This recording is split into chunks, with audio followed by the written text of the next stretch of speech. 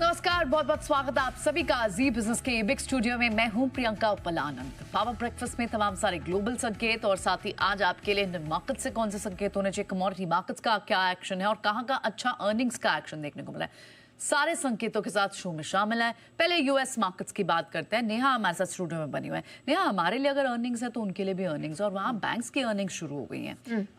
आगे भी आगे इनफैक्ट बस काफी सारे इंपॉर्टेंट है लाइंड अप, पर जो अभी आए हैं क्या ये बैंक्स की वजह से तेजी थी, जो अर्निंग्स आए उसकी तेजी थी? कल क्या हुआ सब एक्चुअली? कॉर्पोरेट अर्निंग्स अच्छी हैं, कमेंट्री आगे की अच्छी है, लेकिन और भी बहुत सारे फैक्टर्स जो स्ट्रेंथ प्रदान कर रहे हैं। Good morning to you. सबसे पहले कल क्या कुछ हुआ बता देते हैं। रिकॉर्ड स्ट्रेंथ अमेरिकी मार्केट्स में जारी है। नैस्डैक एस&पी दोनों में रिकॉर्ड रैली बरकरार है। नैस्डैक की अगर आप बात करें, लगातार चौथे दिन रिकॉर्ड क्लोजिंग इसने दर्ज की है। 155 अंक चढ़ के बंद होने में कामयाब रहा। एस&पी रिकॉर्ड ऊंचाई पर बंद हुआ है। इंट्राडे के दौरान भी इसने नई रिकॉर्ड हाई छुई है और आधे % ऊपर बंद हुआ। डाउ जोन्स की बात करें, निचले स्तर से 285 अंक मजबूत बंद हुआ है और 225 अंकों की फाइनल क्लोजिंग यहां पर देखने को मिली। अमेरिकी बाजारों में जो आर्थिक आंकड़े हैं कल बहुत तगड़े निकल कर आए। 4-5 आंकड़े थे, उसमें जो सबसे इंपॉर्टेंट है वो बता देती हूँ। जून का रिटेल सेल्स का जो अनुमान था, मई में गिरावट दिखी थी। एक्सपेक्टेशन जो थी उससे कहीं बढ़कर जून में रिटेल सेल्स के आंकड़े निकल कर आए। जॉबलेस क्लेम्स, ये एक और इंपॉर्टेंट इंडिकेटर होता है जॉब्स मार्केट से।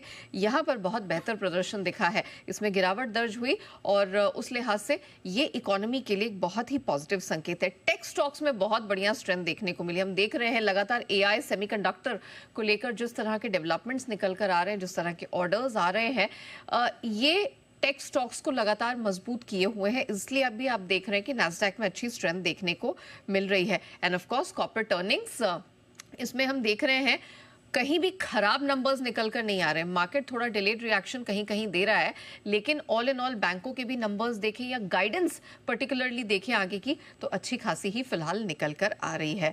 डॉलर इंडेक्स की बात करें तो यहाँ पर हमने देखा है 98.5 के इर्द गिर्द अपने आप को होल्ड आउट करता नजर आ रहा है। लगातार दूसरे हफ्ते पॉसिबिलिटी है कि ये मजबूत प्रदर्शन दे और 10 साल की अमेरिकी बॉन्ड यील्ड 4.5% के नीचे है। कमोडिटी मार्केट की बात करें, सोना फिर से थोड़ा हल्का होता हुआ दिखाई दिया है।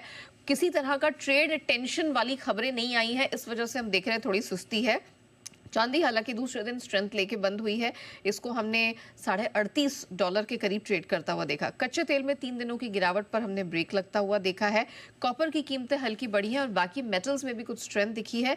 Coffee is one place you need to keep an eye on, क्योंकि $3 के ऊपर चली गई है और अरेबिका कॉफी अब 3 हफ्ते की ऊंचाई पर है। तो मतलब कॉफी आगे महंगी हो सकती है?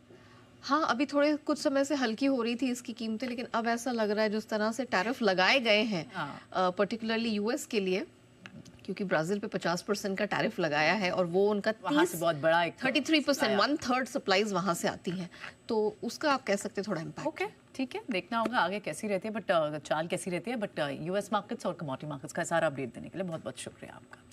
चलिए